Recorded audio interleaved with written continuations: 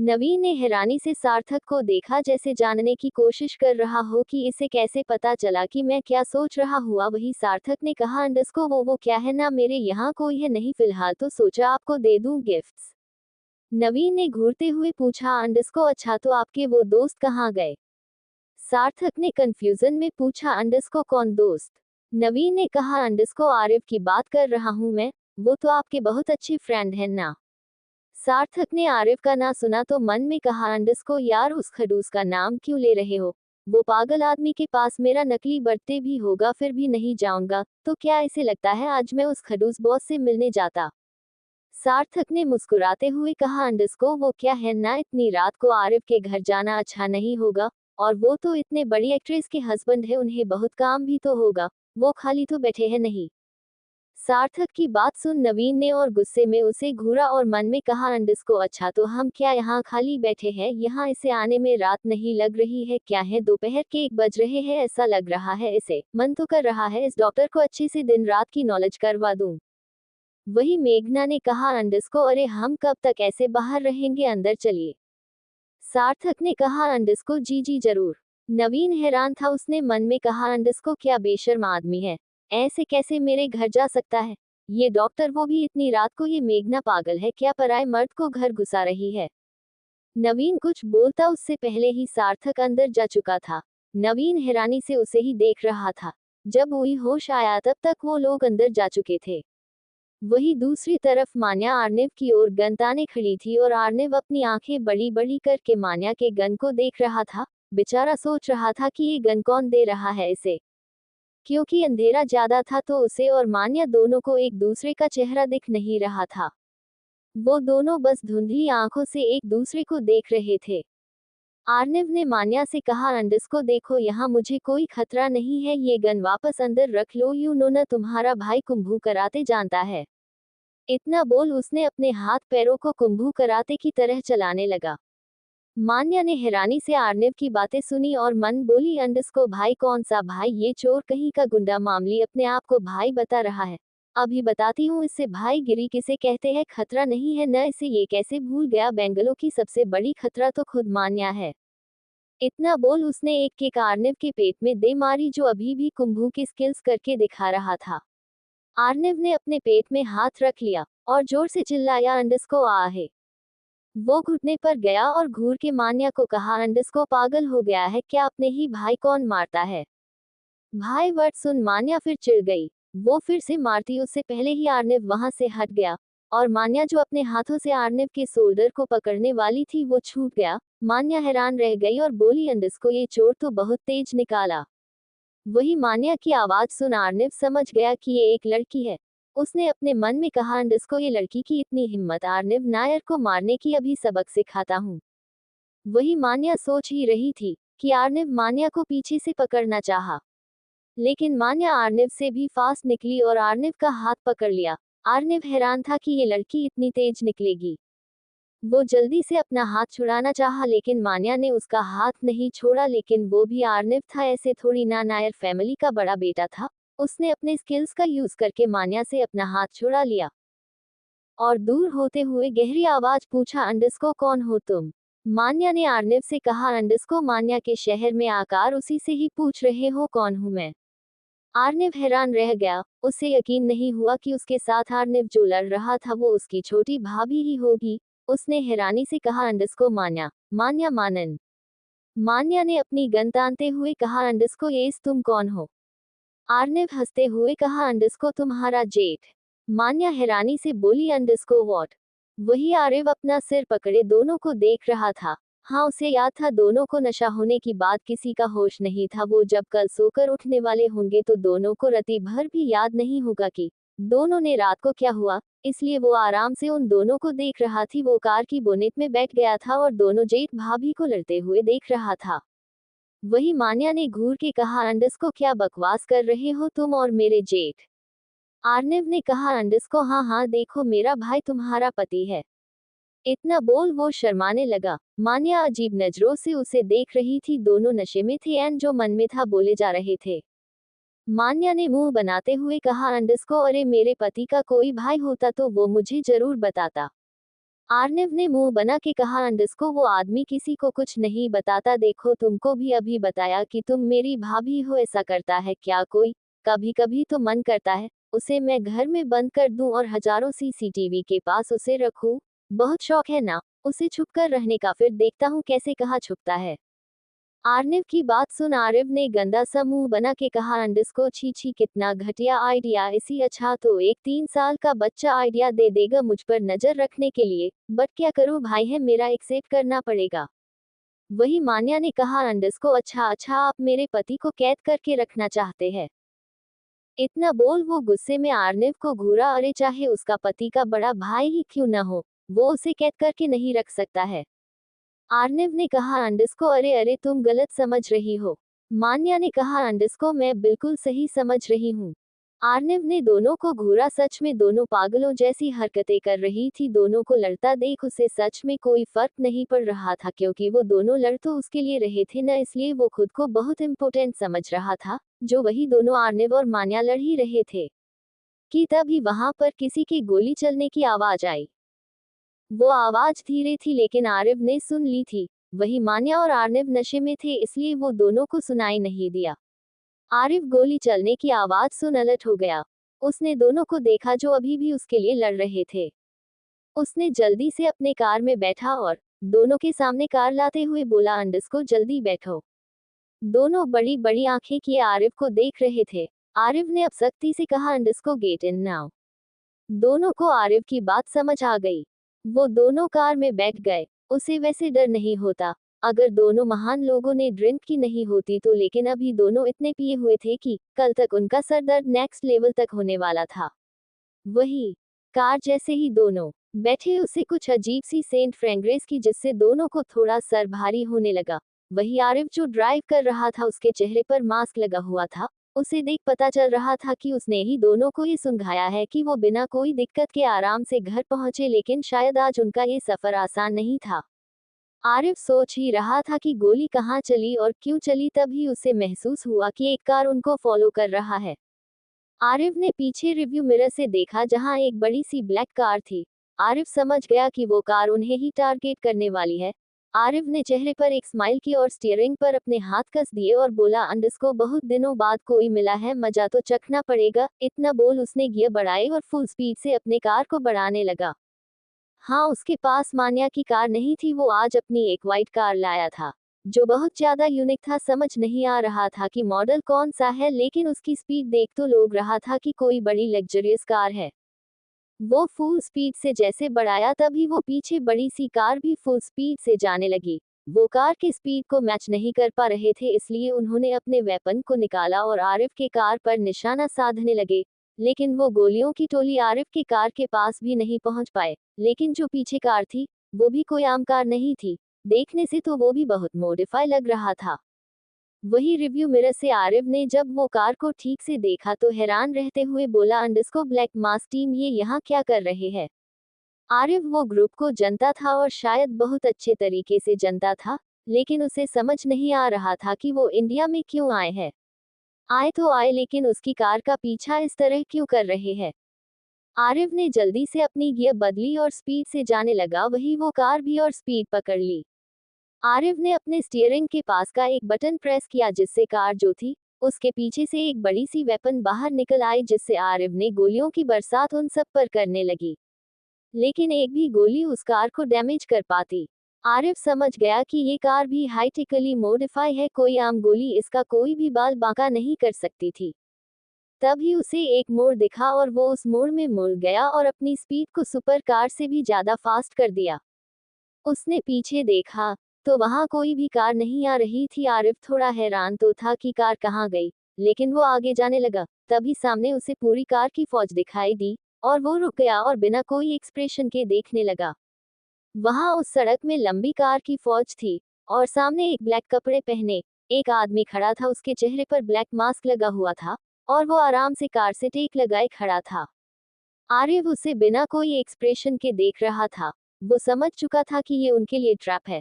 वो कार उन्हें यहाँ घुमाराह करने लिए था, जिससे वो यहाँ इस रास्ते में आ सके। उसने एक बटन प्रेस किया और एक सील से वो कार दो भागों में बट गई। वही वो आदमी जिसने ब्लैक कपड़े पहने थे उसने अपने चेहरे पर हल्की मुस्कान लाए और सामने कार में बैठे आरिफ से बोला, अंडस्को मिस्टर आरिफ नायर, स्वागत नहीं करोगे हमारा, तुम्हारा जिगरी यार जो लौट आया है। आरिफ अभी भी कार बैठा हुआ था, उसने कुछ नहीं कहा और सामने देखता रहा। वही वो आदमी ने हंसते हुए कहा, अंडस्को क्या हुआ आरिफ, कार से बाहर निकलने में डर लग रहा है। आरिफ ने अपनी पकड़ स्टीयरिंग में कस दी और अपने कार से बाहर निकाला। उसे वैसे भी सामने खड़े आदमी से कोई डर नहीं था, वो अकेले ही वहां सब लोगों से लड़ने की क्षमता रखता था। वो धीरे धीरे आगे बढ़ा और बोला, अंडस्को क्यों आए हो यहाँ पर। आरिफ की बात सुन वो आदमी जोर जोर से हंसने लगा और बोला, अंडस्को ओ प्लीज, जैसे तुम्हें नहीं पता कि मैं यहाँ क्यों आया है, ओबियस सी बात है तुमसे मिलने आया हूँ।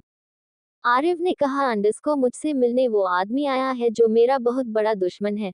वाह, ऐसे चमत्कार भी होने लगे हैं दुनिया में। वो आदमी बोला, अंडस्को हाँ चमत्कार ही तो हो रहे हैं, देखो ना इतने सालों बाद भी तुम्हें देख मैं गुस्सा नहीं मुस्कुरा रहा हूँ, और यही मुस्कुराहट के साथ तुम्हारा हर वो चीज छीनने वाला हूँ जो मेरा हक था। आरिफ ने एक टेढ़ी मुस्कान दी और बोला, अंडस्को लगता है बचपन की तुम्हारी ये आदत गई नहीं। ये सुन वो आदमी चिढ़ गया और बोला, अंडस्को बिल्कुल। दोनों एक दूसरे की आंखों में देख रहे थे, ऐसा लग रहा था जैसे दोनों एक दूसरे के जानी दुश्मन हो। आरिफ बस उस आदमी को ही देख रहा था। आरिफ ने पूछा, अंडस्को तुम यहाँ क्यों आए हो। कार्तिक कार्तिक जो उस आदमी का नाम था, वो हंसते हुए बोला, अंडस्को तुम्हें भी पता है कि मैं क्यों आया हूँ, मुझे वो तलवार चाहिए, और मैं जानता हूँ कि तुम ये अच्छी तरीके से जानते हो कि वो तलवार कहाँ है। आरिफ ने गहरी सांस ली और कहा, अंडस्को वो तलवार 12 साल पहले ही खो चुकी है, अब तुम किस तलवार की बात कर रहे हो। कार्तिक हंसते हुए बोला, अंडस्को तुमने मुझे बेवकूफ समझा है, वो तलवार यही है, इसी शहर में है। आरिफ समझ गया कि बेंगलोर में जो ऑक्शन हुआ था मान्य स्वॉर्ड के लिए, वो बातें बाहर फैल गई है कि वहां मान्य स्वॉर्ड भी रखा गया था, जबकि वहां पर आए सब लोग को सख्त हिदायत दी गई थी कि कोई भी वहां पर बेचे गए सामान को बाहर में बोलेगा नहीं, लेकिन शायद मान्य स्वॉर्ड इतने सालों बाद दिखने के कारण ये बात बाहर फैल गई थी। आरिफ ने गहरी सांस ली और कहा, अंडस्को तुम खोज सकते हो, अगर तुम्हें ये शहर में वो स्वॉर्ड मिल गई तो। मैं तो कोशिश किया ही था, अब तुम कर लो। इतना बोल वो पीछे मुड़ जाने लगता है, तभी कार्तिक की पीछे से आवाज आती है, अंडस्को मैंने सुना तुमने शादी कर ली। आरिफ जो जा रहा था उसके कदम रुक गया। उसे हैरानी हो रही थी कि ये खबर बाहर कैसे गई कि उसकी शादी हो चुकी है। वही आरिफ को रुकता देख कार्तिक के चेहरे पर एक खतरनाक वाली मुस्कान आ गई। आरिफ पीछे मुड़ा और कार्तिक को देख बोला, अंडस्को लगता है झूठी खबरें तुम कुछ ज्यादा ही सुनते या पढ़ते हो, आई थिंक तुम्हें एक अच्छी जगह से मेरी जासूसी करवानी चाहिए। आरिफ को ऐसा बोलता देख कार्तिक ने कहा, अंडस्को maybe I am wrong, but तुम्हें देख मुझे लग रहा था शायद तुमने शादी कर ली। अच्छा है नहीं कि नहीं तो तुम्हारी वाइफ को टॉर्चर करने के लिए मैं अपने घर ले आता उठा के। आरिफ ने कार्तिक की बात सुन हंसा और बोला, अंडस्को लगता है तुम्हें सपने देखने की बहुत आदत है। अच्छा है मेरे सामने तुमने ये कहा, अगर तुमने मेरी होने वाली बीवी के सामने ये कहा होता तो शायद अभी तक वो तुम्हें गोलियों से भून दी होती। कार्तिक ने अपनी मुट्ठी कस ली, वो कुछ गुस्से में बोलता उससे पहले ही आरिफ ने कहा, अंडस्को और संभल के रहना, तुम्हें पता ही होगा जिस शहर में तुम खड़े हो वो शहर किसके नाम से जाना जाता है। आरिफ की बात सुन कार्तिक ने कहा, अंडस्को तुम्हें लगता है मैं उस मान्या मानन से डरता हूँ। आरिफ ने स्माइल की और कहा, अंडस्को तो डरना शुरू कर दो, क्योंकि वो अपने शहर में किसी और की भनक बर्दाश्त कर नहीं कर सकती। इतना बोल वो पीछे मुड़ा और जाने लगा। कार्तिक ने अपने हाथों की मुट्ठी बना ली और अपने कार में बैठ गया। वही आरिफ भी वहां से जल्दी निकलना चाहता था। अभी तो उसने कार्तिक को संभाल लिया, लेकिन आगे क्या होने वाला था यही वो सोच रहा था। पहले वो एयरपोर्ट गया क्योंकि वहां शौर्य पहुंच गया था आर्निव को लेने। उसका दिमाग भी खराब था क्योंकि एक दिन ही आर्निव बेंगलोर में रहकर वापस दिल्ली आने वाला था, लेकिन 2 दिन हो चुके थे और ये आदमी आया नहीं था। क्या उसे अपनी कंपनी की बिल्कुल टेंशन नहीं है? कल को इंटरव्यू होने को है, उसके लिए कंपनी की पूरी तैयारी हो चुकी है और ये आदमी अभी भी यही है। शौर्य बेचारा वही खड़ा खड़ा थक गया था, तो वो वही बैठ गया और वहां के गार्ड्स को बोला, अंडस्को अगर सर आए तो उठा देना हाँ मुझे। गार्ड ने ये सर कह दिया। वही इतनी रात हो चुकी थी कि शौर्य नींद की झपकियां ले रहा था और वो आखिरकार लास्ट में सो ही गया। थोड़ा ही समय हुआ था कि उसके ऊपर ठंडा ठंडा पानी गिरा और वो हड़बड़ा के उठ गया और सामने देखा तो आरिफ हाथ बांधे उसे ही सीरियस एक्सप्रेशन लिए देख रहा था। शौर्य ने बगल में देखा जहां सारे बॉडीगार्ड्स अपना सिर नीचे किए हुए थे। वो समझ गया वो कुछ मिनटों की नींद कुछ घंटों में बदल गई है। वो जल्दी से उठा और बोला, अंडस्को आरिफ सर आप आ गए। आरिफ ने घूर के कहा, अंडस्को नहीं, मैं नहीं आया हूँ, दिखाई नहीं दे रहा है तुम्हें। शौर्य ने अपना सिर नीचे कर लिया। आरिफ ने कहा, अंडस्को भाई अंदर कार में है, उसे लेकर जाओ। शौर्य ने जल्दी से हाँ में सिर हिलाया। वो जल्दी से आरिफ की कार के पास गया और आर्निव को कार से निकाला। वही आर्निव तो पूरा बेहोश ही था, मानो उसे कहाँ लेकर जाया जा रहा है। वो आर्निव को उठाता है तभी उसे मान्या दिखाई देती है, जिसे देख वो तो सबका जाता है, क्योंकि मान्या उस समय ऐसे बेहोश थी जैसे कि कोई आंख खोले देख रहा हो। बेचारा शौर्य मान्या के पास जाता है देखने की सच में मान्या बेहोश ही है ना, लेकिन शुक्र था कि मान्या बेहोश ही थी। उसने अपना हाथ को मान्या के आंखों में रखा जिससे उसकी आंखें बंद हो गई। शौर्य ने फिर आर्निव को उठाया और कंधे का सहारा लेकर आर्निव को वहां लेकर आया जहां आरिफ था। आरिफ कुछ बात कर रहा था बॉडीगार्ड से। वो बड़ी मुश्किल से आर्निव को उठा के उस प्लान में बैठा दिया और अपनी कमर सीधा करते हुए आरिफ के पास आया और बोला, अंडस्को ओके सर मैं अब चलता हूँ। आरिफ ने हाँ में सिर हिलाया और बोला, अंडस्को मॉम को बोलना मैं जल्दी ही दिल्ली आने वाला हूँ, तो टेंशन न ले। शौर्य कंफ्यूज हो गया और पूछा, अंडस्को क्या बट क्यों। आरिफ ने शौर्य की बातें सुनी तो अजीब नजरों से देखा, जैसे पूछ रहा हूँ क्यों का क्या मतलब है, वो अपने घर आ रहा है, भाई ना आए क्या। शौर्य ने बात संभालते हुए कहा, अंडस्को मीन्स यहाँ आपको काम था न जो काम करने आप आए। आरिफ ने कहा, अंडस्को हाँ वहाँ भी काम ही है, मान्या से भी तो मिलना है। शौर्य कंफ्यूज होकर पूछा, अंडस्को मिलना है क्या मतलब है आपका सर। आरिफ ने कहा, अंडस्को हाँ इस बार नायर इंडस्ट्रीज के असली मालिक से वो मिलेगी तो मुझे दिल्ली जाना तो पड़ेगा ना। शौर्य ने हैरानी से पूछा, अंडस्को बट सर आपकी आइडेंटिटी जी हाइड है उसका क्या। आरिफ ने कहा, अंडस्को वो तब भी हाइड ही रहेगी। शौर्य ने ठीक है कहा, लेकिन तभी उसे मान्या का वो अजीब तरीके से बेहोश होना याद आया। उसे मन हुआ कि आरिफ से पूछ ले कि मान्या क्या खुले आंखों से सोती है। उसने हिम्मत की और बोला, अंडस्को सर मुझे आपसे कुछ पूछना है, क्या कोई इंसान खुले आंखों से सो सकता है। आरिफ ने कहा, अंडस्को व्हाट क्या बोल रहे हो। शौर्य घबरा गया और जल्दी से बोला, अंडस्को कुछ नहीं वो मैंने किसी को आंखें खोले सोते हुए देखा है। आरिफ ने कहा, अंडस्को होते होंगे जो खुले आंखों से सोते हो, तुम्हें इतनी क्या जानकारी लेना है, तुम अपनी आंख बंद करके सोते हो ना। शौर्य ने कहा, अंडस्को हाँ। आरिफ ने कहा, अंडस्को तो बस बात खत्म। तभी शौर्य बोला, अंडस्को but sir ma'am. Arif ma'am सुना तो पीछे मुड़ के बोला, अंडस्को क्या मैम। शौर्य ने सोचा नहीं उसे नहीं बोलना चाहिए, वैसे भी उसकी मैम जैसे सोए उसे क्या, और सर को पता चला बेचारा मान्या को बीमार समझ रहा था तो उसे ही नहीं ये बीमारी दे दे, इसलिए चुप हो जाओ शौर्य वरना ये आदमी तुझे कहीं का नहीं छोड़ेगा। इसलिए वो चुप होते हुए बोला, अंडस्को कुछ नहीं सर, वो तो ऐसे ही मैं सोच रहा था कि कोई खुले आंखें सो सकता है क्या। इतना बोल वो झूठी हंसी हंसने लगा। वही आरिफ उसको अजीब नजरों से देखता है और कहता है, अंडस्को पता नहीं महक तुम्हें कैसे पसंद कर ली और तुमसे प्यार करने लगी, मैंने तो माना किया था तुम्हें पसंद न करे, लेकिन क्या कर सकते हैं। महक का नाम सुन शौर्य का मुंह बन गया, सच में ये दोनों भाई हमेशा उसे महक के नाम से चिढ़ाते क्यों हैं। उसने कहा, अंडस्को सर हमको ये सब बातें बाद में करना चाहिए। आरिफ समझ गया शौर्य फिर चिढ़ गया है, लेकिन वो भी क्या कर सकता था, अपने बहन के होने वाले हस्बैंड को तंग करना तो उसका बनता था, इसलिए वो उससे कहता है, अंडस्को ठीक है जाओ, अब तुम मुझे भी जाना है अभी। शौर्य ने हाँ में सिर हिलाया और वहां से प्लान में बैठ गया। आरिफ भी कार में आकर बैठ गया और मुस्कान भी थी, जिसे देख लग रहा था वो कोई सपना देख रही हो, लेकिन आरिफ को उसकी स्माइल देख कोई रिएक्शन नहीं दिया, जैसे वो उससे गुस्सा हो। उसने मन में कहा, अंडस्को अब रियल पनिशमेंट मिलेगी तुम्हें। इतना बोल उसने कार को मान्या की विला की ओर बढ़ा दिया। वही दूसरी तरफ युवराज अपने उसी सीक्रेट रूम में काम कर रहा था, तभी उसे धुन सुनाई दिया, कोई धीरे हल्की हल्की आवाज में धुन बज रहा था। उसे अजीब लगा, उसने टाइम देखा, रात के 3 बज चुके थे और अभी इतनी रात को कौन है जो धुन सुन रहा होगा। उसने अपने काम को वही रोका और उसने उस बेड को देखा जहां वो आदमी अभी भी लेटा हुआ था। उसने अपनी गहरी काली आंखों से उसे घूरा और उसके वहां का लैंप भी बुझा दिया और उस कमरे से बाहर निकल गया। उसने फिर वो फोटो को देखा जिसके पीछे उसका सीक्रेट रूम था।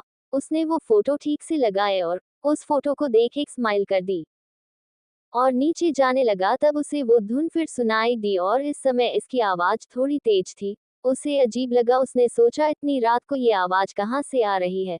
उसने कुछ सोचा और जल्दी से अपने रूम की ओर बढ़ गया। जब उसने अपने रूम में देखा तो वहां कोई नहीं था। उसने फिर गेस्ट रूम भी देखा, वहां भी नहीं था। वो सोचा कि ये कहाँ गई इतनी रात को।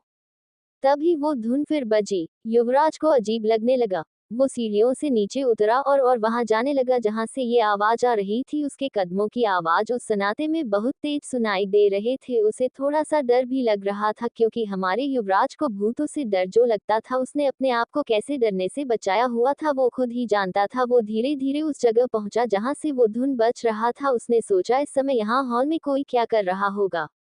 उसने दरवाजा धीरे से खोला। वही उसे एक काले कपड़ों में एक लड़की दिखी, जिसे देख एक बार के युवराज तो डर ही गया था। लेकिन उसने खुद को कंट्रोल करते हुए ध्यान से वो लड़की देखी जो ब्लैक कलर के बैले कॉस्ट्यूम पहनी हुई थी, जिसकी कपड़े की लेंथ बहुत बड़ी थी, जिसे देख युवराज को थोड़ा अजीब लगा कि इतना बड़ा बैले कॉस्ट्यूम भी होता है क्या।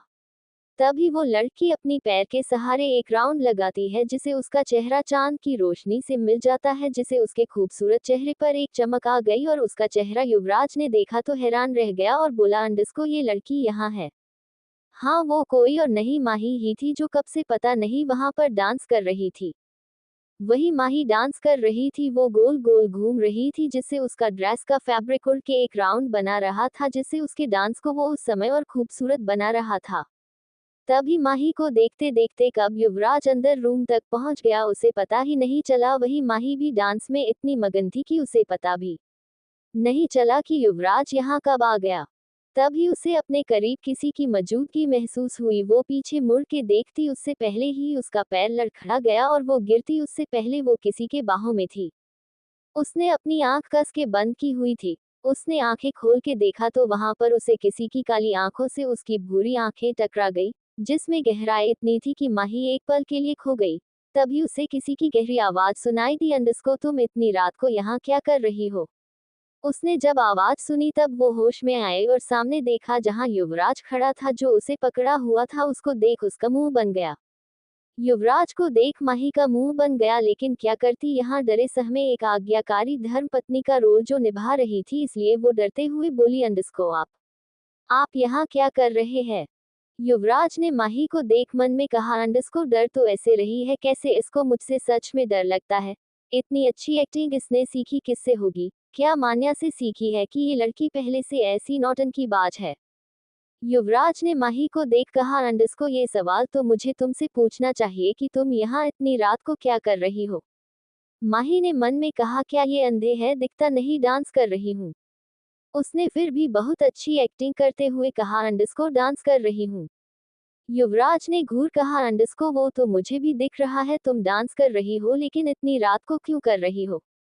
युवराज का फिर से सवाल सुन माही चिढ़ गई। उसे तो मन कर रहा था युवराज को सुना दे, हाँ कर रही है वो डांस इतनी रात को, कोई प्रॉब्लम है आपकी, वो चुड़ैल गर्लफ्रेंड आई थी मिलने, वो भी इतनी रात को, मैंने कुछ कहा अब क्या मैं रात को डांस भी नहीं कर सकती, कितने दुष्ट है ये खड़ूस कहीं के।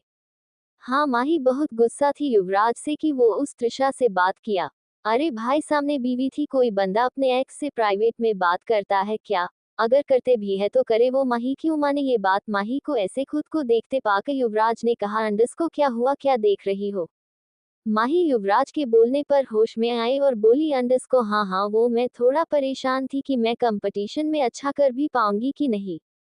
युवराज ने माही को ऐसे देखा जैसे कह रहा हो, तुम खुद के लिए डर रही हो कि दूसरों के लिए, कि तुम्हारे बराबर डांस कर भी पाएंगे कि नहीं। वही युवराज को ऐसे घूरता देख माही थोड़ा हड़बड़ा के देखी और बोली, अंडस्को आप मुझे ऐसे क्यों घूर रहे हैं। युवराज ने कहा, अंडस्को लगता है तुम्हारे अंदर कॉन्फिडेंस नहीं है, चलो कोई न, मैं तुम्हारे अंदर कॉन्फिडेंस लेवल थोड़ा कम है, कोई न मैं बढ़ा देता हूँ। इतना बोल वो माही से दूर हुआ। माही कंफ्यूजन में युवराज को देख रही थी कि ये कौन से कॉन्फिडेंस की बात कर रहा है।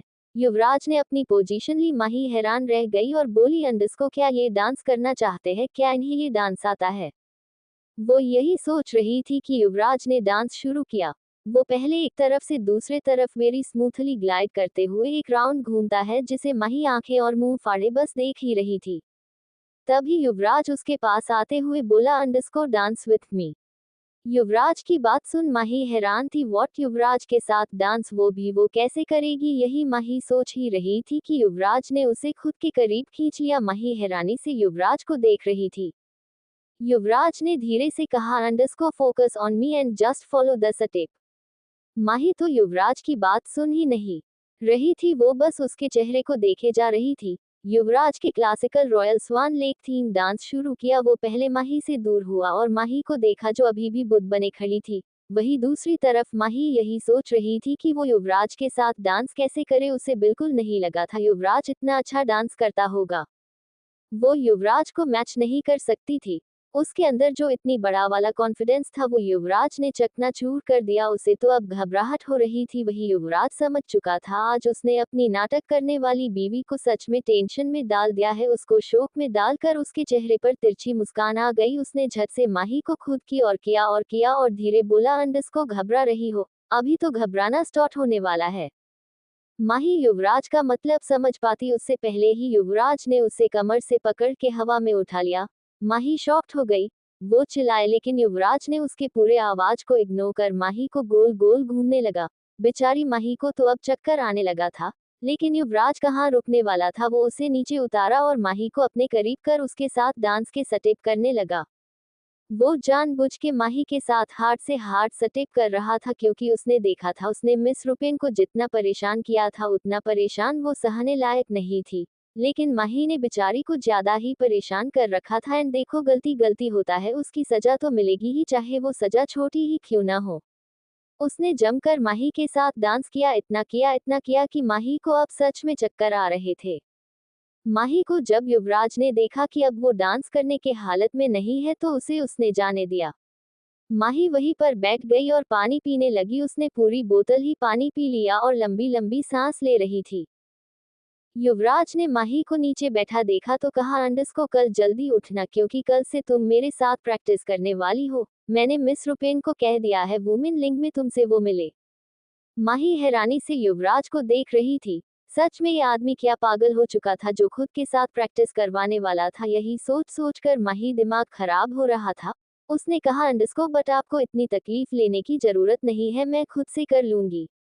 युवराज ने माथे पर हाथ रखते हुए कहा, अंडस्को नहीं, मुझे हर चीज परफेक्ट पसंद है और अगर मैंने तुम्हारी जिम्मेदारी ली है तो मैं पूरा तो करके ही रहूंगा, इसलिए तुम कल सुबह रेडी रहना। तुम्हारा कॉन्फिडेंस लेवल और अच्छे से बढ़ना है मुझे। माही बिन आंसू रो रही थी। सच में क्या क्या करना पड़ रहा था उसे। युवराज ने कहा, अंडस को 4 तो बज ही गए हैं, तुम्हें 6 बजे उठना भी, जाओ जल्दी सो जाओ। माही ने हैरान रहकर बोली, अंडस को बस 2 घंटे की नींद मैं कैसे लूंगी? युवराज ने ताना मारते हुए कहा, अंडस को अच्छा तो इतनी रात को तुम जग ही क्यों रही थी? तुम्हें नहीं पता कि तुम्हें ट्रेनिंग भी करनी है? माही युवराज की बात सुन सच में मन कर रहा था कहीं भाग जाए। एक तो ये आदमी उसे सुबह जल्दी जगह के ट्रेनिंग करवाना चाहता है, ऊपर से ताना भी मार रहा है।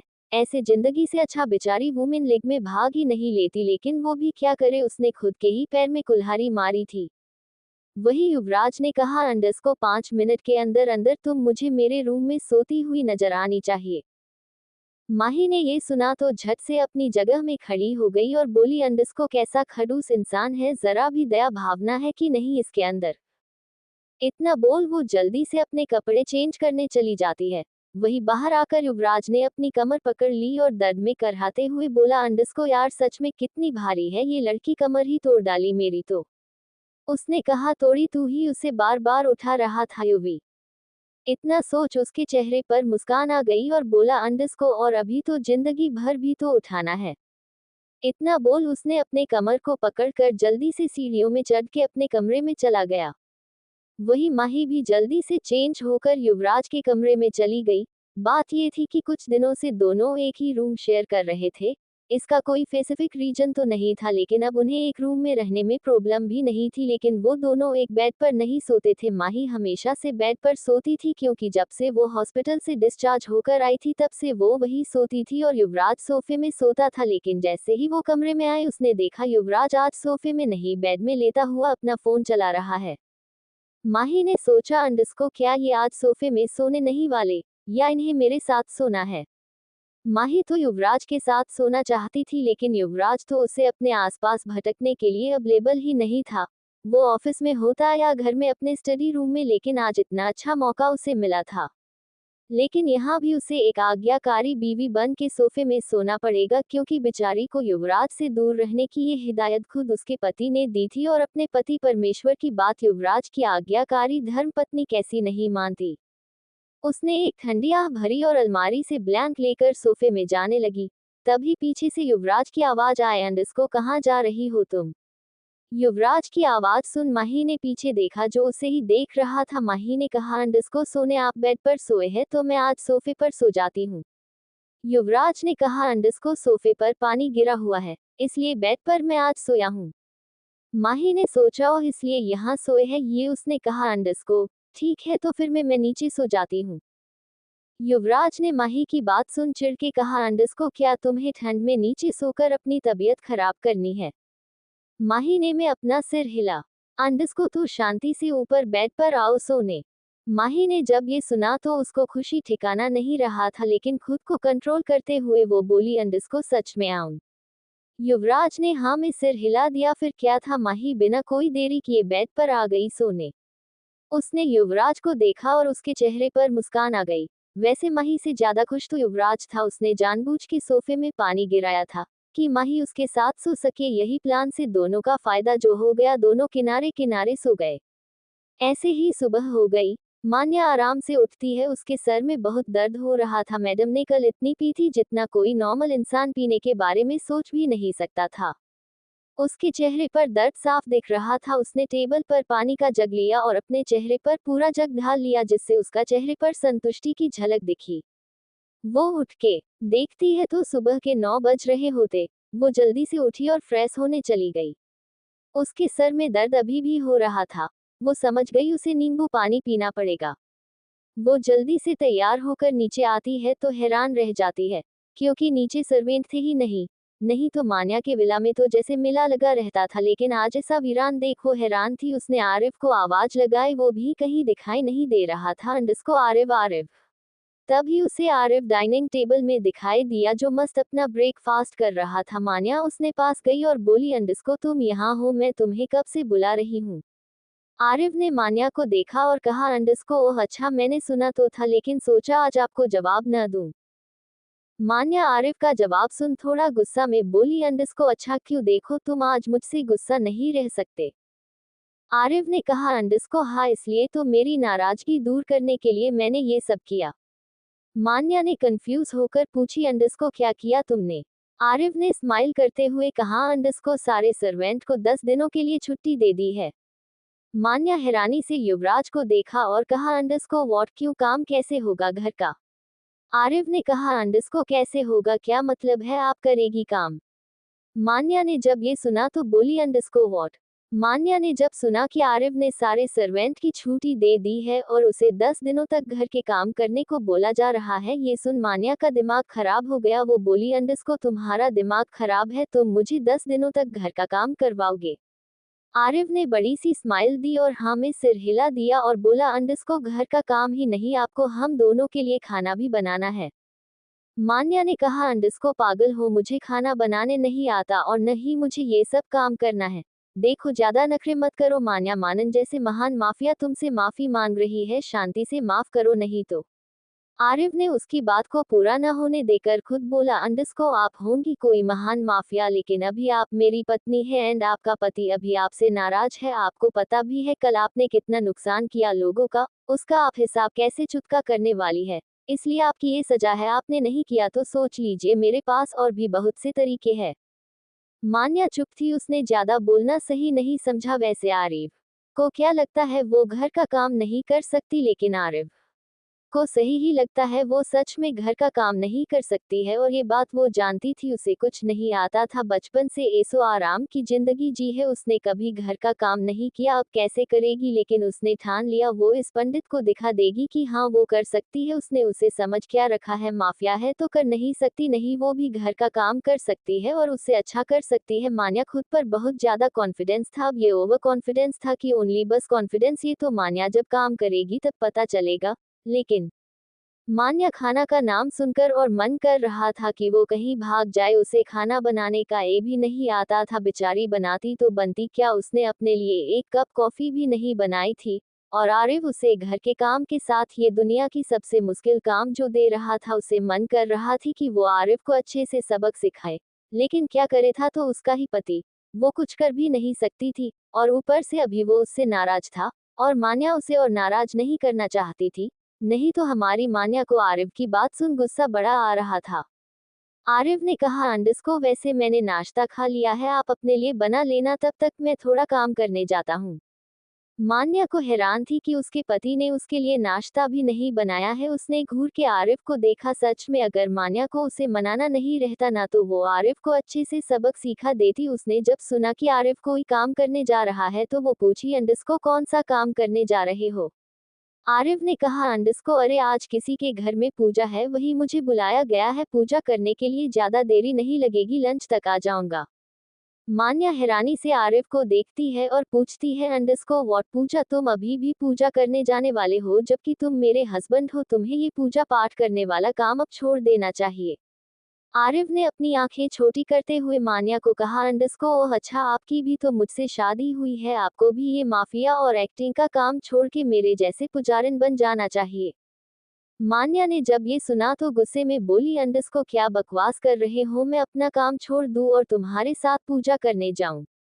आरिफ ने कहा, अंडस्को हाँ, तो जैसे आप अपना काम नहीं छोड़ सकती वैसे मैं नहीं छोड़ सकता, इसलिए मैं तो जा रहा हूँ। आप वैसे भी आज संडे है, आप घर में ही रहने वाली है, तो लंच बना लीजिएगा। इतना बोल आरिफ वहां से चला गया। वही मान्या हैरानी से आरिफ को देखती रही। क्या ये आदमी उसे ये बोलना चाहता था कि वो काम को लेकर भेदभाव करती है, कि ये काम बड़ा है ये काम छोटा है? नहीं, मान्या ऐसा नहीं सोचती थी, वो तो बस चाहती थी उसके रहते उसके पति को काम करने की जरूरत नहीं है। लेकिन आरिफ तो कुछ और ही मतलब समझ के गया है। इस आदमी का ना सच में स्क्रू ढीला है। यही सोच उसने अपना सिर को दबाया। उसके पहले से सर दर्द से फट रहा था। उसने सोचा था कि नींबू पानी पी ले, लेकिन अब उसका वो भी मन नहीं कर रहा था कि वो कुछ बनाए, लेकिन जिंदा रहने के लिए उसे कुछ बनाना तो था। वो किचन में गई। उसने देखा खाना बनाने का हर तरह की चीजें मौजूद थी, लेकिन वो सुबह सुबह खाने के साथ कुश्ती लड़ना नहीं चाहती थी। इसलिए उसने काफी खोजी, उसने पूरा कबर्ड छान मारा, उसे कॉफी का नामो निशान नहीं मिला। उसे बहुत गुस्सा आ रहा था। सच में काश वो कभी दिन में वक्त निकाल के कभी किचन में आती। लेकिन नहीं, हमारी मान्या को वहां जाने के लिए टाइम कहाँ था। उसने सोचा, छोड़ो पानी तो गर्म कर ले। उसने गैस देखा और सोचने लगी कि इस कैसे ऑन करते हैं। उसे समझ ही नहीं आ रहा था कि क्या करना है क्या नहीं। उसका दिमाग खराब होने लगा। उसने अपने बाल पकड़ लिए और फ्रस्ट्रेटेड होते हुए बोली, अंडस्को आहे ये सब इतना हार्ड क्यों है? इससे अच्छा तो वो जब लोगों को मारती थी, मिशन में जाती थी, खतरों से खेलती थी, वो ज्यादा आसान लगता था उसे। आज सच में मान्या का रोने का मन कर रहा था। तभी उसे वहां पर इलेक्ट्रिक केटल दिखा और उसके चेहरे पर मुस्कान आ गई। उसने जल्दी से केटल लिया और उसमें पानी भर के स्विच ऑन की, पानी उबलने लगा। इलेक्ट्रिक चीजें तो मान्या को यूज करना आता ही था। यही सोच उसके चेहरे पर जीत वाली मुस्कान आ गई, जैसे उसने पानी गर्म करके बहुत बड़ा काम किया है। उसने पानी गर्म किया ही था, उसे वही पास के एक डब्बे में काफी दिखी। उसने घूर के वो काफी को देखा। सच में ये यहाँ छुपा हुआ था। वो कब से उसे खोज रही थी। उसने लंबी सांस ली और काफी को मग में डालकर उसमें गर्म पानी डाल दिया और घोल के एक सीप ली। जैसे उसने एक सीप लिए और देखा, उसने मुंह बनाया और बोली, अंडस को याद कितना कड़वा है ये। अरे ब्लैक कॉफी ऐसे ही न बनती है बिना चीनी के। अब उसे क्या पता कि ब्लैक कॉफी बनाने के भी अलग ही रेसिपी थी। उसने जैसे तैसे वो कॉफी पी ली। मान्या इतनी कड़वी कॉफी पीने के बाद कुछ बनाना नहीं चाहती थी, उसे कुछ अच्छा खाना था। तभी उसके दिमाग में गजब का आइडिया आया। उसके चेहरे पर एक मुस्कान आ गई। उसने अपना फोन निकला और रेहान को कॉल किया। रेहान जो नाश्ता कर रहा था, उसका फोन बजा। उसने फोन देखा जहां खड़ूस बॉस लिखा हुआ था। उसने जल्दी से अपना मुंह का निवाला निगला और फोन उठाते हुए बोला, अंडस्को जी जी मैम बोलिए। मान्या ने कहा, अंडस्को मेरे लिए खाना ऑर्डर करो और एड्रेस मेरे घर का दे देना। रेहान को अपने कान में यकीन नहीं हुआ। उसने अपने कान से फोन को निकाला और देखा कि सच में उसकी वो खड़ूस बॉस का ही फोन है। न जिसे ये ऑर्डर वाली चीजें पसंद नहीं, खाना तो खासकर, और वही मैम उसे बोल रही है कि उसे मिल ऑर्डर कर दूं।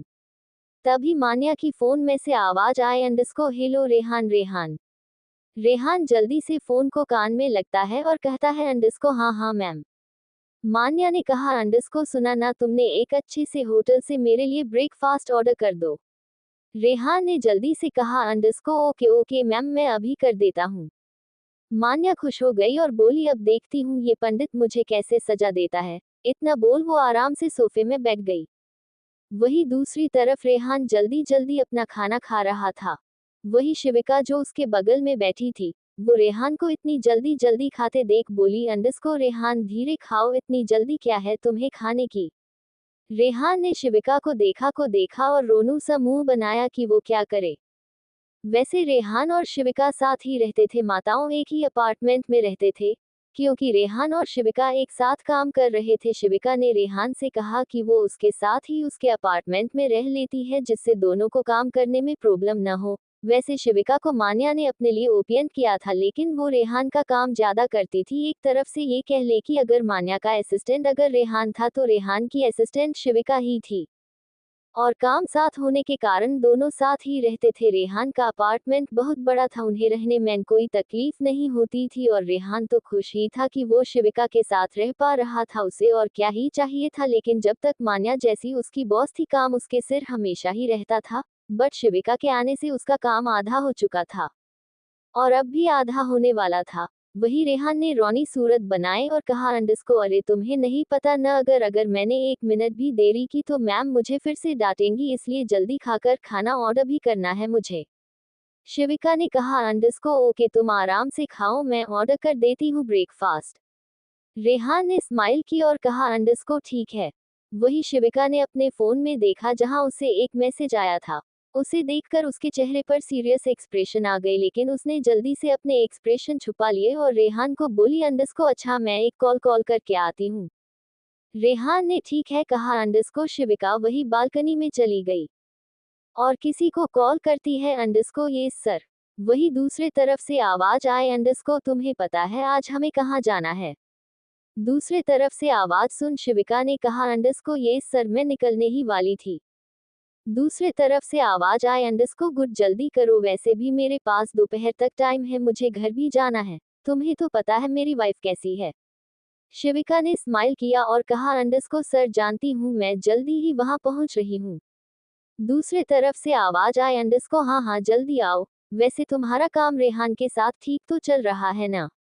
शिविका ने कहा अंडरस्को ये सर सब कंट्रोल में है, अभी तो शायद वो चीज होने में देरी है। दूसरे तरफ से आवाज आए अंडरस्को ठीक है नजर रखो तुम किसी पर, तुम पे शक नहीं होना चाहिए कि तुम कौन हो।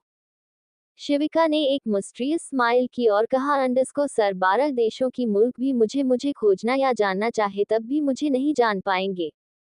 दूसरे तरफ से आवाज आए अंडरस्को ठीक है जल्दी आना। वही शिविका को याद आया कि उसे भी तो ऑर्डर देना था खाने का, इसलिए वो बोली अंडरस्को ओके सर, वैसे भी मुझे खाने का ऑर्डर भी देना है मान्या मैम के लिए। मान्या का नाम सुन वो आदमी चौंक गया और बोला अंडरस्को व्हाट क्यों। शिविका ने कहा अंडरस्को I don't know sir, miss Manya को आज शायद अच्छा खाना खाना होगा शायद इसलिए। वही दूसरी तरफ से आवाज आए अंडरस्को तुम मत करो ऑर्डर। शिविका हैरानी से बोली अंडरस्को वाई सर। दूसरे तरफ से नाराजगी भरी आवाज आए अंडरस्को जी बोला है वो करो। शिविका को न चाहते हुए भी मानना पड़ा। वही दूसरे तरफ से कहा अंडरस्को रेहान को कहना तुमने ऑर्डर कर दिया और उसके फोन को भी स्विच ऑफ कर देने को कहना। शिविका को समझ नहीं आया उसके सर ऐसा क्यों बोल रहे हैं, लेकिन शिविका कर भी क्या सकती थी, उसके सर जो बोल रहे थे मानना तो था। इतना बोल दोनों ने फोन कट कर दिया और बाहर गई जहां रेहान ने अब तक खाना खा लिया था। रेहान ने कहा अंडरस्को तुमने ऑर्डर कर दिया। शिविका ने अजीब सी हंसी हंसी, उसको वैसे भी उसके सर ने माना किया था तो वो करती भी क्या। उसने कहा अंडरस्को हाँ हाँ मैंने कर दिया है। रेहान खुश होते हुए कहा अंडरस्को अच्छा ठीक है। शिविका ने आगे कहा अंडरस्को वो मिस्टर डिसूजा का फिर से कॉल आया था। मिस्टर डिसूजा का नाम सुन रेहान का दिमाग खराब हो गया, वो बोला अंडरस्को यार ये आदमी तो हाथ धोकर पीछे पड़ गया है मेरे, जबकि मुझे इसके साथ कोई भी मीटिंग नहीं करनी फिर भी पीछे पड़ा हुआ है। शिविका ने कहा अंडरस्को हाँ इसलिए मैं बोल रही हूँ कि मैं मिलने जाती हूँ उनसे। रेहान ने कहा अंडरस्को पर क्यों। शिविका ने कहा अंडरस्को जब तक मिलेंगे नहीं पता कैसे चलेगा, रेहान तुम यही रहो, वैसे भी उन्होंने कहा है कि मान्या मैम के असिस्टेंट से मिलना है, बट उन्हें क्या पता कि मैं भी उनकी असिस्टेंट हूँ। उनसे मिलकर मैं उनके सारे कॉन्ट्रैक्ट को कैंसल करवा दूंगी। रेहान ने कहा अंडरस्को ठीक है, बट संभल के जाना। शिविका खुश हो गई, वो बोली अंडरस्को ओके, बट रेहान तुम शाम तक फोन स्विच ऑफ करके रखो, क्या पता तुम्हें वो फोन करके परेशान करे, इसलिए तुम फोन स्विच ऑफ कर दो। रेहान ने भी सोचा और बोला अंडरस्को हाँ सही कहा। उसने शिविका के सामने ही फोन स्विच ऑफ कर दिया। शिविका खुश हो गई, वो बोली अंडरस्को ओके मैं चलती हूँ। रेहान ने हाँ कह दिया। वही मान्या अभी भी अपने मिल का वेट कर रही थी, उसे सुबह से बहुत भूख लगी थी। उसका दिमाग खराब हो रहा था। उसने रेहान को कॉल किया लेकिन उसका फोन स्विच ऑफ बता रहा था। ये देख उसका दिमाग और खराब हो गया। उसने सोचा वो खुद ही ऑर्डर कर ले, लेकिन उसके पास तो कोई ऐसा ऐप और कोई होटल या रेस्टोरेंट का नंबर ही नहीं था। उसका दिमाग खराब हो गया। अब उसके पास एक ही चारा था खुद बना के खाने की। वो बेमन से उठी और किचन की ओर चली गई, एक अनजान जगह जहां बस एक खंडर सा जगह थी। वहां पर एक आदमी खड़ा हुआ था। वो कोई और नहीं आरिफ ही था। वो बिना कोई भाव के उस जगह को देखे जा रहा था जहां कोई नहीं था। तभी वहां पर एक लड़की पहुंची। वो हौंफते हुए बोली अंडरस्को आई एम सॉरी सर, मैं लेट हो गई।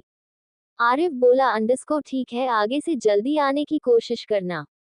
मेहिका ने हाँ में सिर हिलाया और कहा अंडरस्को सर, आपको यकीन है हमें वो चीज यही मिलेगी। आरिफ ने अपने हाथ में से एक बहुत पुराना कागज निकाला और अंदर जाकर बोला अंडरस्को हाँ, इसलिए चलो जल्दी अंदर। मेहिका ने न में सिर हिलाया और इस खंडर जैसी जगह में चली गई। वही दूसरी तरफ मान्या किचन में गई हुई थी और सोच रही थी कि वो अब करे क्या। उसे बहुत ज्यादा भूख लगी। तभी उसे एक आइडिया आया। उसने यूट्यूब के में गैस कैसे ऑन करते हैं वो टाइप की उसने देखा कि गैस लाइटर से ऑन होता है, लेकिन उसने अपने गैस को ध्यान से कहाँ देखा नहीं था और बस लाइटर खोजने लगी। उसने पूरे किचन में छानबीन की लेकिन उससे लाइटर का नामो निशान नहीं मिला। उसने परेशान होकर गैस के होल्डर को घुमा दिया एंड अचानक ही उसका गैस ऑन हो गया। उसे हैरानी हुई, उसने देखा वहां सच में आग जल रही है। उसने आंखें छोटी करके वो गैस को देखा, सच में बहुत भुकाया इस गैस ने। इतना सोच उसने गैस को बंद कर दिया। गैस जलाना तो उसने सीख ही लिया था, अब उसे खाना बनाना था और वो क्या बनाने वाली थी ये वो खुद ही जाने। उसने तभी अपने फोन में देखा और उसके चेहरे पर तिरछी मुस्कान आ गई।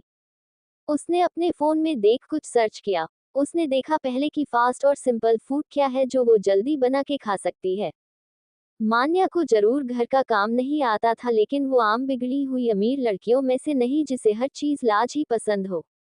धीरे धीरे लोग को कोई काम सीखना चाहिए और कोई आपको सिखा न रहा हो तो सिंपल चीजें बना के ही प्रैक्टिस करना चाहिए। इसलिए उसने एक सिंपल फ्राइड राइस की रेसिपी खोजी इंटरनेट में तो आसानी से उसे उसकी रेसिपी मिल गई।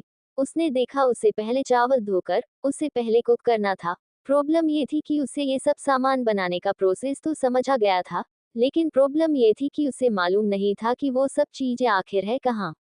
और यही सब चीजों को खोजने में उसे आज बहुत वक्त लगने वाला था। उसने सोचा पहले वो वेजिटेबल्स कट कर ले। उसने नाइफ देखा जो सैफ नाइफ था। उसे देख मान्या ने सोचा कि इतने बड़े नाइफ से इंसान को भी मारना मुश्किल है, ये लोग ये वेजिटेबल्स कैसे काटते हैं। उसने एक गाजर ली और उसके बड़े बड़े जैसे तैसे पीसेस कर दिए। खाना तो उसको ही था, क्या फर्क पड़ता था कि गाजर कैसे कटे हो। लेकिन मान्या जो हर चीज परफेक्ट खोजती थी वो इतनी जल्दी हार कैसे मानती। उसने फिर इंटरनेट से नाइफ यूज करने की सही तकनीक खोजी और वीडियो समझकर उसी हिसाब से गाजर को चॉप करने लगी। मान्या का दिमाग बहुत ज्यादा शार्प था। वो एक बार गलती कर सकती थी लेकिन दूसरी बार गलती उससे कभी नहीं होती थी। उसके सीखने की स्पीड इतनी थी, वो कोई भी चीज को देख ले तो उसको सीखने से कोई रोक नहीं सकता था।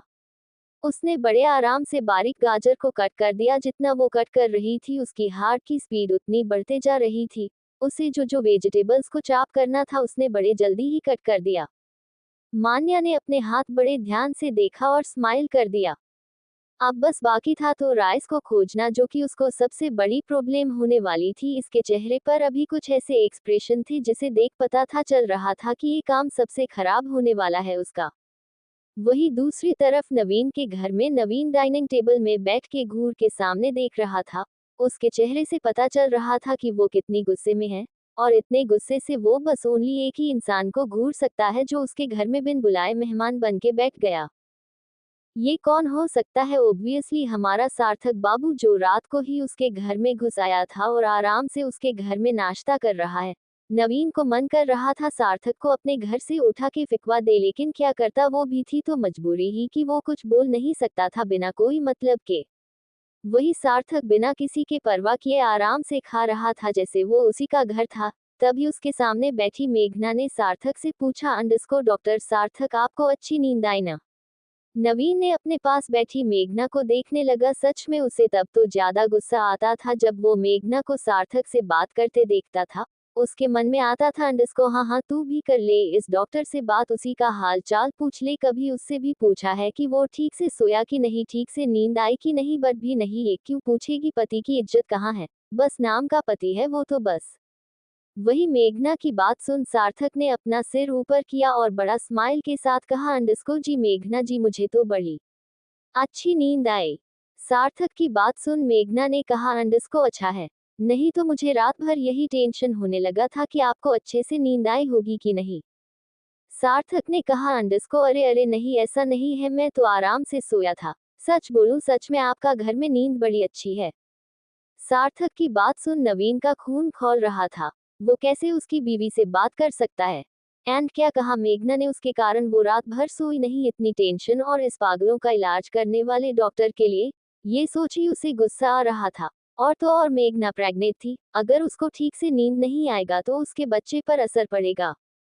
अपने बच्चे का सोच नवीन को और गुस्सा आया। मेघना इतनी लापरवाह नहीं हो सकती। उसने नाराजगी से मेघना की ओर देखा और पूछा, अंडरस्को तुम रात भर सोई नहीं? मेघना नवीन की आवाज सुनी तो मेघना ने नवीन को देखा जो गुस्से से उसे घूर रहा था। मेघना ने कहा, अंडरस्को हाँ वो मैं। नवीन उसकी बात खत्म होने से पहले बोला, अंडरस्को तो तुम इतनी लापरवाह कैसे हो सकती हो? मेघना ने कंफ्यूजन से नवीन को देखा और कहा, अंडरस्को क्या मतलब है तुम्हारा? नवीन ने कहा, अंडरस्को यू आर प्रेग्नेंट राइट? मेघना ने जब नवीन की बात सुनी तो उसके चेहरे के एक्सप्रेशन ही चेंज हो गए। वो कुछ नहीं बोल पाए। वही सार्थक को भी लगने लगा को नवीन अब थोड़ा ज्यादा ही गुस्सा हो गया। वैसे भी वो यही देखना चाहता था कि नवीन मेघना के साथ बिहेव कैसे करता है, एंड करता है तो उसके बेबी के बारे में सोचता है कि नहीं। बट लगता है अब सार्थक ने नवीन को इतना गुस्सा दिला दिया था कि नवीन अब सारा गुस्सा मेघना पर निकालने वाला था। वही मेघना को कुछ जवाब न देता देखकर नवीन ने कहा, अंडरस्को चुप क्यों हो, बोलो भी। मेघना ने खुद को संभाला और कहा, अंडरस्को हाँ मैं हूँ प्रेग्नेंट, तुम्हें शक है क्या? नवीन ने उसे ऊपर से नीचे देखा। हाँ वो अब थोड़ी हेल्थी दिखने लगी थी और उसका पेट भी दिखने लगा था। वो मेघना ने एक नकली बेबी बबम के लिए एक बैग लगा रखा था जिससे उसके ऊपर किसी को शक न हो। लेकिन उसकी हेल्थ इतनी ज्यादा ग्रो कैसे हुई को खुद नहीं जानती थी। हाँ अब इसे भगवान का इशारा माने कि वो भी चाहते हो कि ये झूठ अब खत्म ना हो और चलते रहे हैं, ये कहने में कोई झूठ नहीं होगा। मेघना अपने शादी को बचाने के लिए कुछ भी कर रही थी, लेकिन वो सच सामने लाना नहीं चाहती थी।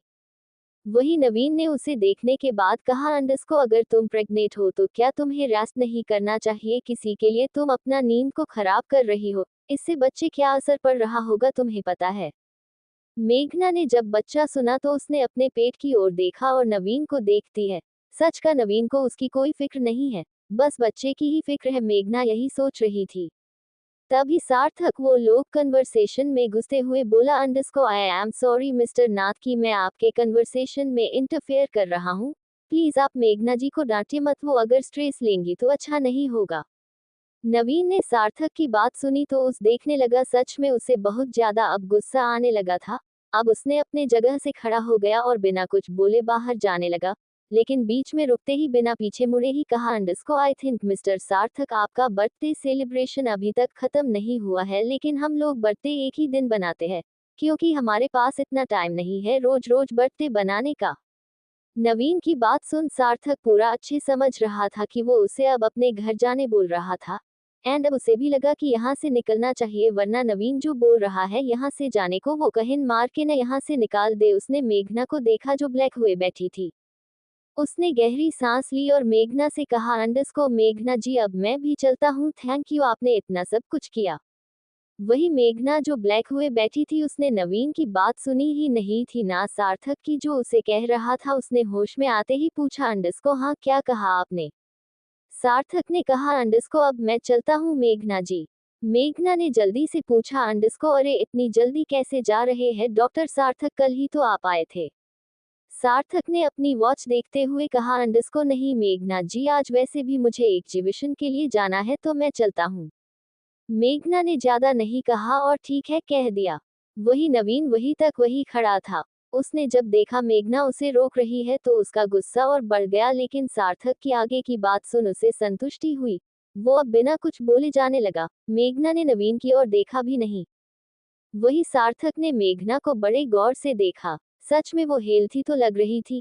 इसका कारण भी यही था कि मेघना आजकल ज्यादा ही खा रही थी। उसे पैसे भी स्ट्रेस में ओवर ईटिंग करने की आदत थी। सार्थक ने मुस्कुरा दिया और मेघना को बाय कहकर वहां से चला गया। बाहर आते ही उसने टाइम देखा, सुबह के 10 बज रहे थे। वैसे भी उसे वहां कोई काम था नहीं, इसलिए वो वहां से निकल गया अपने घर। वही दूसरी तरफ आरिफ उसी खंड टाइप जगह से निकलता है। उसके साथ मेहिका भी थी। मेहिका ने कहा अंडस्को सर, जिसके लिए हम आए थे वो तो हुआ ही नहीं, अब हम क्या करें। आरिफ के चेहरे के एक्सप्रेशन बता रहे थे कि वो भी सोच रहा है। आरिफ ने कहा अंडस्को, उसके बारे में बात सोचना, पहले तुम कार्तिक का कुछ करो, ध्यान रहे उसे पता न चले मेरी शादी किससे हुई है। मेहिका ने हाँ में सिर हिलाया ही था कि तब ही उसे किसी का कॉल आया। उसने कॉल उठा के बोला अंडस्को। हाँ भाई बोलिए। दूसरे तरफ से सार्थक की बोरियत भरी आवाज थी। अंडस्को तू कहाँ है यार, इस बेचारे डॉक्टर को यहाँ इस कैद में छोड़ के तुम मजे कर रही हो। मेहिका ने कहा अंडस्को भाई काम कर रही हूँ, आपको भी पता है ना कितना काम रहता है। सार्थक ने कहा अंडस्को काम काम क्या लगा रखा है, जल्दी से अपने भाई को कहीं घुमाने ले चलो वरना तुम्हारा और मेरा रिश्ता खत्म समझो। मेहिका ने इरिटेड होते हुए कहा अंडस्को भाई ये क्या बात कर रहे हैं। सार्थक ने कहा अंडस्को मुझे नहीं पता, तू आ बस अभी। इतना बोल उसने फोन कट कर दिया। वही मेहिका ने गुस्से से अपने फोन को देखा। वही आरिफ ने मेहिका को देखा और कहा अंडस्को लगता है तुम्हारा भाई को यहाँ का लोग कुछ ज्यादा पसंद नहीं आए इसलिए तुम्हें बुला रहा है, वरना वो कब से तुम्हें याद करने लगा। मेहिका ने कहा अंडस्को सर आप मेरा मजाक उड़ा रहे हैं। आरिफ हंसते हुए आगे बढ़ा और बोला अंडस्को मजाक बनाने के लिए कोई चीज भी होनी चाहिए, तुम दोनों भाई बहन पहले से मजाक ही हो तो मजाक क्या उड़ाऊं मैं। मेहिका ने चिढ़ के आरिफ को देखा और कहा अंडस्को सर आप हमें ऐसे नहीं बोल सकते। आरिफ हंसने लगा और बोला अंडस्को जाओ जाओ अपने भाई के पास जाओ, वरना ये न हो जाए कि वो तुम्हें याद करते करते रोने लगे। मेहिका ने चिढ़ के आरिफ को देखा और बोला अंडस्को ओके सर मैं जाती हूँ। इतना बोल वो अपने कार में बैठी और निकल गई। वही मेहिका के जाते ही आरिफ का चेहरा फिर से सीरियस हो गया। उसने बिना भाव के उस खंड को देखा और पीछे मुड़ के अपने कार के ओर गया। हाँ, उसका चेहरा देखकर कोई भी बता सकता था कि वो अभी कितनी गहरी सोच में था। वही आरिफ वहां से घर की ओर निकल गया। वहां जाते ही उसे घर पूरा सुनसान लग रहा था। उसने अपने मन में कहा अंडस्को ये घर क्यों सुनसान है, कोई नहीं है क्या यहाँ, मान्या है कि नहीं। वो यही सोच रहा था। उसने देखा कि मान्या सीढ़ियों से नीचे उतरते हुए आ रही थी। उसे देख आरिफ के मुंह से हैरानी से निकल गया अंडस्को ब्यूटीफुल।